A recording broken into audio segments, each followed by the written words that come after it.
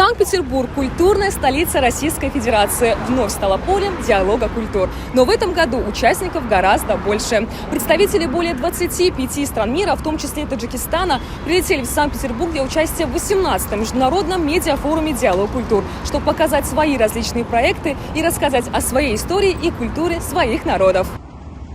Международный медиафорум «Диалог культур» прошел 18 раз в художественном музее Санкт-Петербурга «Эрмитаже» и собрал более 300 журналистов, фотографов, сотрудников телевидения и блогеров. Организаторы мероприятия утверждают, что «Эрмитаж» – это лучшее место для диалога культур. В прошлом году в мероприятии принимали участие представители 15 стран мира. В этом году стран-участниц стало намного больше. Более 25 стран мира прилетели на форум. Торжественное открытие 18-го медиафорума началось с душевной музыки в исполнении ансамбля скрипачей «Тутси».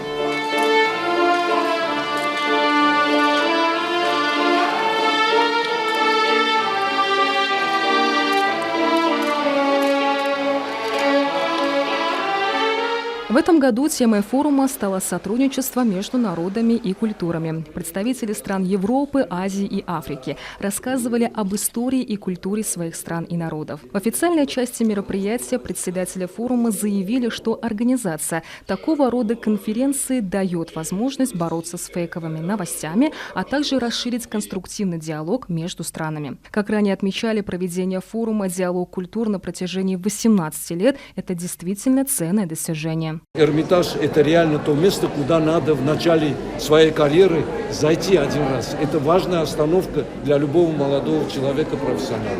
Я рад, что нас поддерживают в этом замечательном проекте Фонд «Русский мир», а проект проводим мы совместно с Союзом журналистов России. Нам прислали более 1000 работ.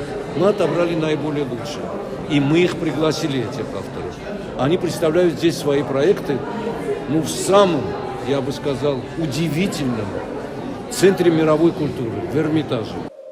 Как подчеркнули организаторы международного форума молодых журналистов «Диалог культур», данный форум предоставляет большие возможности и благоприятные условия для расширения сотрудничества и инициирования различных проектов. Выступление студентов Московского государственного лингвистического университета придало мероприятию особую атмосферу. Студенты данного высшего учебного заведения в национальных костюмах разных народов исполнили стихи на таджикском, узбекском, грузинском, казахском, армянском и других языках.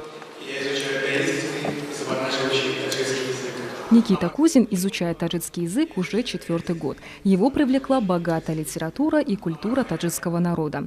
Уже 2-й год он выступает на таджикском языке на международном медиафоруме «Диалог культур». В прошлом году Никита прилетел в Душанбе, чтобы узнать больше о таджикском языке и культуре. И его впечатление от этого визита было незабываемым.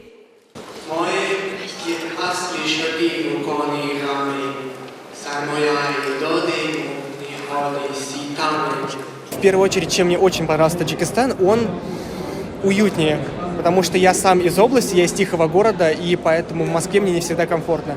Приехал в Таджикистан в ноябре, обгорел. Было очень уютно, очень вкусно. Конечно же, порадовали цены и люди. Всегда можно пообщаться, все очень открыты. Таджикистан, Руссия, Бафиш. На 2-й день медиафорума прошел фестиваль документального кино, телепрограмм и видеопроектов для цифровых платформ «Я здесь живу». Журналист и блогер из Таджикистана Шерали Давлатов представил участникам свой репортаж о мастере по изготовлению старинных национальных деревянных блюд «Кабак».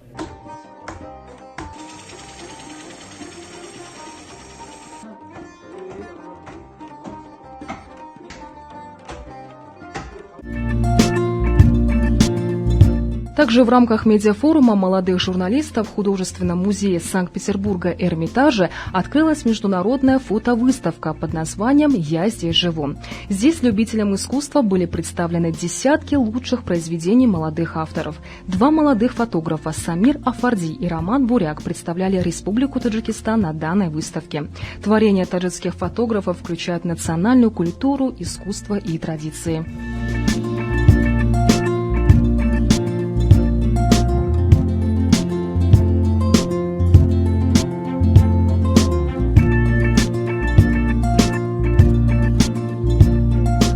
итогам 18-го международного медиафорума «Диалог культур» Оргкомитет наградил лучших авторов из России, Испании, Турции, Таджикистана, Франции, Италии, Египта, Армении, Аргентины и ряда других стран мира почетными дипломами.